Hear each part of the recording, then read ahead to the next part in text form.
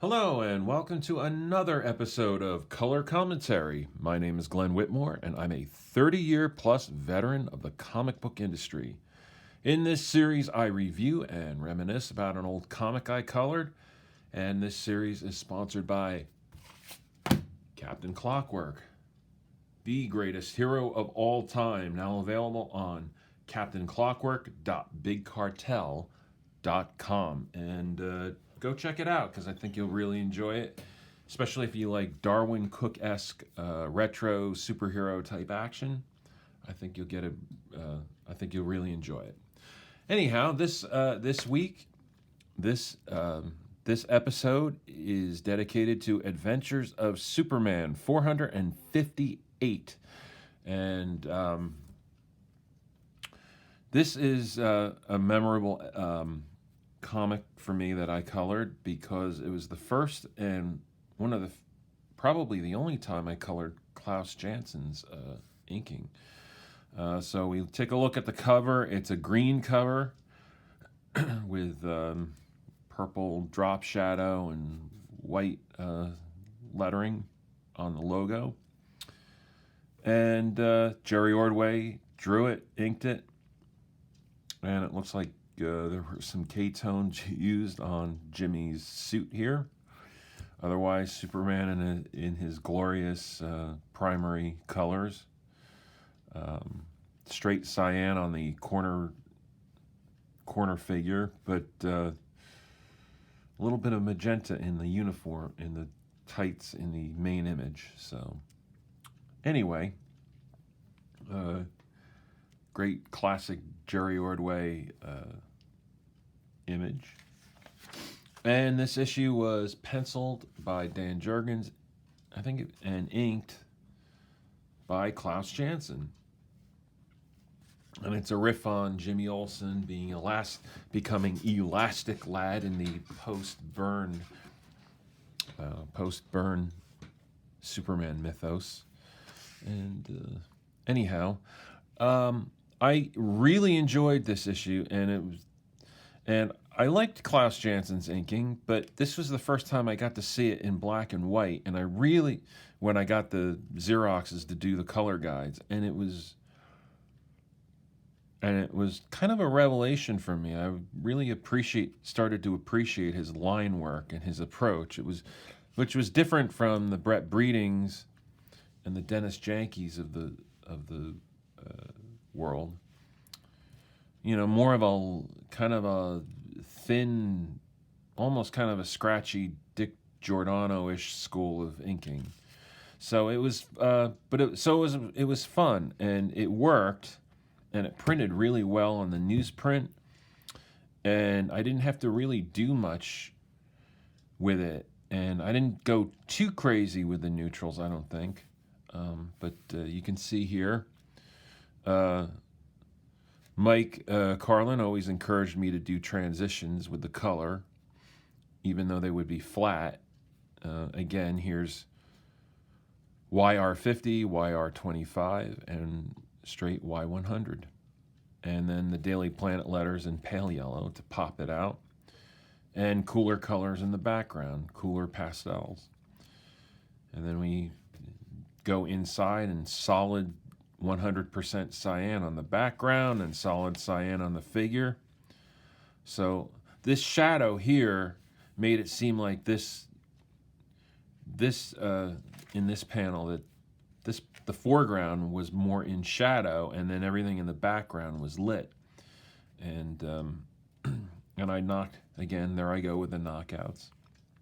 And there's Jimmy with the Elastic Lad colors. And again, you had a lot of.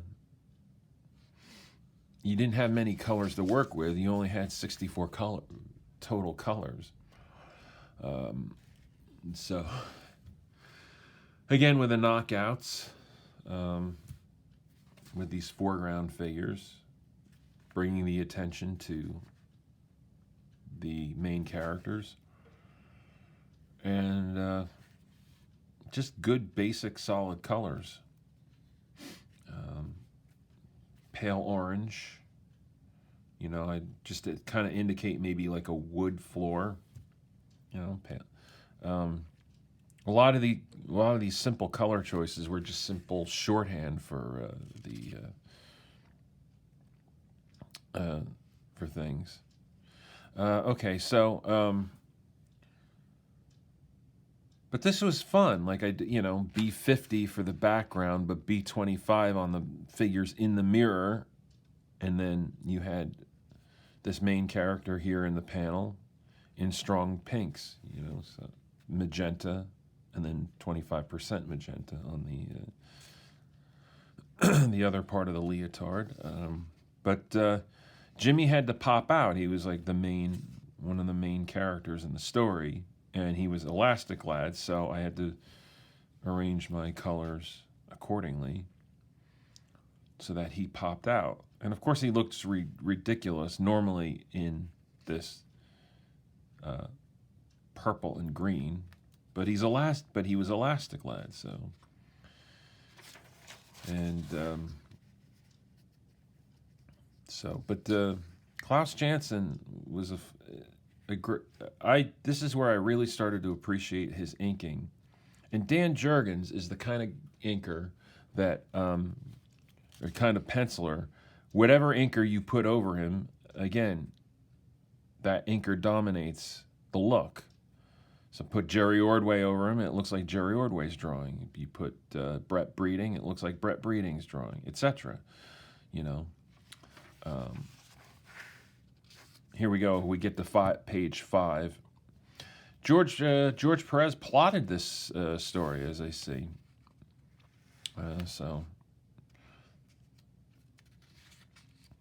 I could have went straight magenta on that would have popped the title out better. So I could have done that a little better. But a flat light blue on the gym equipment. This is one of my more inspired jobs.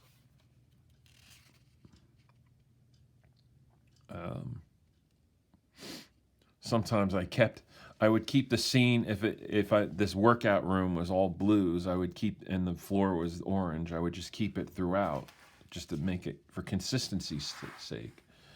But here, like I could have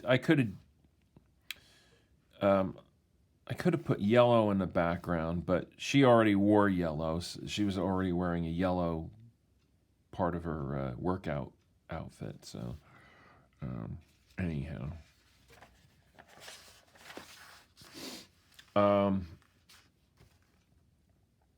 Either me or the separator missed the hair color on Clark's hair, the dark blue on Clark's hair. And I don't know what this, what the heck moment, this solid yellow for the reflection on the floor. I don't know what that's all about.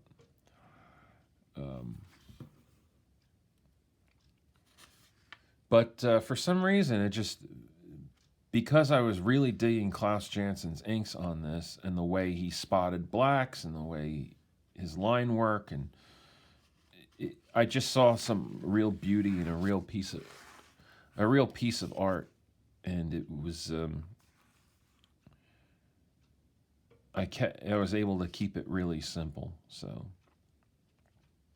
I might have used pale yellow to indicate like a light brassy goldish color on the framework of these windows here. And I think this is the Daily Planet This is the Daily Planet building. So, and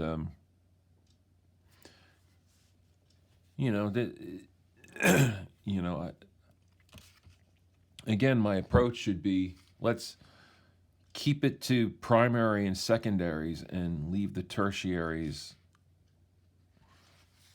like in rare instances, because in the long run, as these comic pages fade, as we look back to newsprint, it needs all the brightness and all the simplicity it can get. So,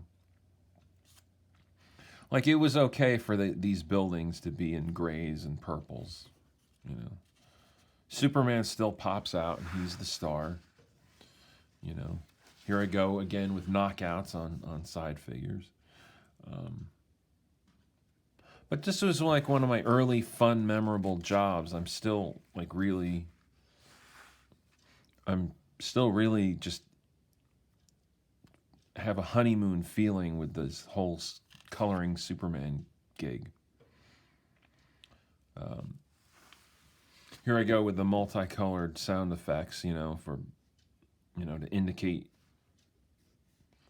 uh, increasing volume. Blam, blam, blam. It's one of those. I guess that's one of those early things that maybe Carlin drilled into me, and that's the cool thing about looking back, working with Mike Carlin. He had a very strong editorial hand, and you kind of had to do it his way. But me being young and just sort of learning the ropes, he was a good influence on me, and it has served me well. His influence served me well, and I consider Mike Carlin an influence in my coloring, just more kind of philosophically. Here's a knockout. This was on an overlay.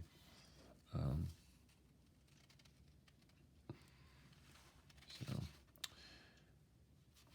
but again, this is a fun job. Here we are back in the Daily Planet, but in the offices, and I kept green. There's that green, and here's this foreground figure that I just knocked it out in dark blue, 100 cyan, 25 magenta. I don't know how I missed that Daily Planet building, that globe there. That should have been solid yellow. I don't know how I missed that. But just some really beautiful line work here by Klaus. I mean, I'm just really... and I love things like this where he would spot the blacks. There's deep background, there's middle ground, and there's foreground in this panel here. And he spotted the blacks in the middle ground and left the background open. There's so much depth in this panel here and here as well. Like there's depth. Like he could spot blacks, the way he spotted blacks and his line work really created a sense of depth, and it was really fun to color. And you really couldn't mess it up either. So, young guy like me. So, and we're going to wrap this up soon, but here we go. We're in Professor Hamilton's lab, and I decided we'd shift to purples, and then this yellow glass for this globe thing that Jimmy's in. And I always put Professor Hamilton in this deep, warmish purple, because there was yellow.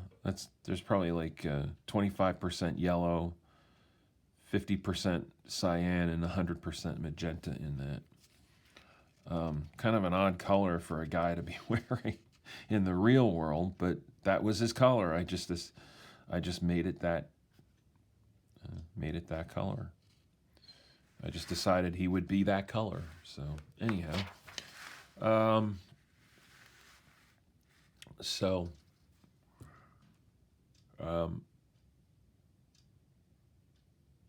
here's Jimmy's in the foreground and Superman's on the other side of the glass. So I made him pale colors.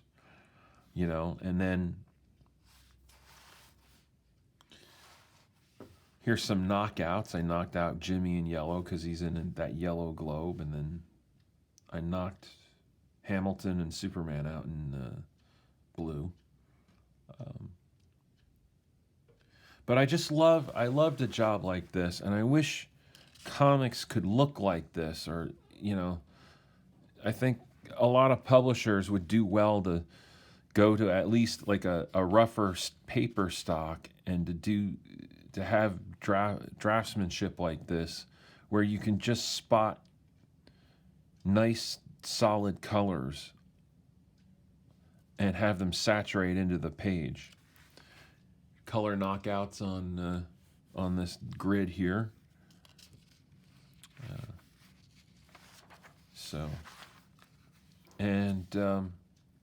Here another thing where we're switching camera angles. Jimmy behind the glass. Everything behind the glass is yellow. And here's Superman in the foreground looking behind at Jimmy. And then we switch. Now Jimmy's in full color and Superman's in yellow because we're looking from his point of view. So things like that. And yeah, so